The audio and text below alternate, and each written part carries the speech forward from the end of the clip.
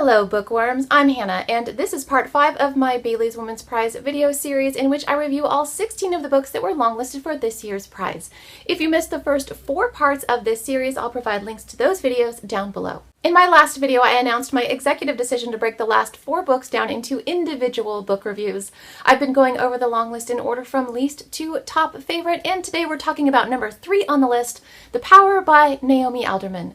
This is a dystopian science fiction book that follows 4 characters named Roxy, Margot, Tunde, and Ali, who are drawn together by an unprecedented event where women the world over acquire supernatural abilities that give them unparalleled physical power. Out of all the books on the long list, I think this is the one that's the most polarizing. Everyone seems to walk away from it with something different to say. I've seen a broad range of criticisms and compliments given to this book for many different reasons. Some of them founded in cultural or religious reactions, others touch on the merit of the writing style or the validity of the characters. No matter what people think of this book, one thing appears certain: The Power is a book that ignites conversation. So let's get into it.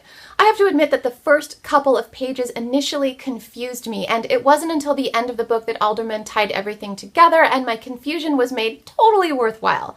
After those opening pages, Alderman wastes no time escorting readers to the good stuff. She drops us into a tense opening scene that elevates our sympathy for the first character introduced and puts us at the threshold of the change, an event that's later referred to as the Day of the Girls. Chapters alternate between the first-person perspective of several different characters. We get a few chapters told from the perspective of secondary characters, but mostly we stick with the main 4.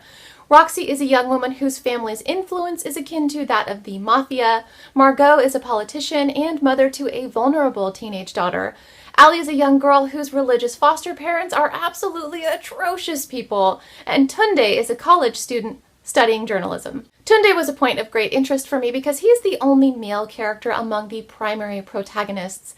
He sees the Day of the Girls as an opportunity to launch his career as a reputable journalist, and he throws himself into the fray, even though he's at great risk of being victimized. So his storyline always felt compelling and tremulous. The power that women gain is electric in nature, so we get all of these titillating descriptions of women first discovering their power, sensing it in their bodies, and channeling it for use. As more and more women gain this power, social norms throughout the world shift.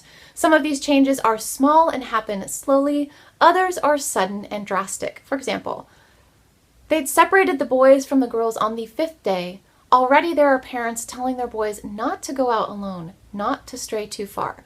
Or to give you an idea of more severe actions, it was considered normal to cull 9 in 10 boy babies. There are still places today where boy babies are routinely aborted or have their dicks curbed. Killing a baby because of its gender or mutilating a person's genitalia because of their gender are shocking notions that feel unfathomable, but what I like about this book is that after the initial shock, readers must then acknowledge the reality that similar atrocities are inflicted on girls and women in the real world. Which brings us back around to my favorite thing about this book. The power fuels conversation. Reading this book gives rise to questions like, if women gained this power, would they alter the world in the same extreme manner as they do in the book? Do the actions of female characters align with or contradict what we believe is biologically true about women? Are we shocked by the idea of how male characters are treated in this book, but complacent about how women are similarly treated in the real world? What is the role of gender? And in what ways do we allow a person's gender to dictate how we treat them or value them as people? I think this book's examination of gender makes it timely. Its demand that we attend to how women are cruelly treated in the real world makes it poignant, and its speculative approach to how the world might shift if women were physically stronger than men makes it interesting. Because so many questions surface while reading this book, it's great for buddy reads or book clubs.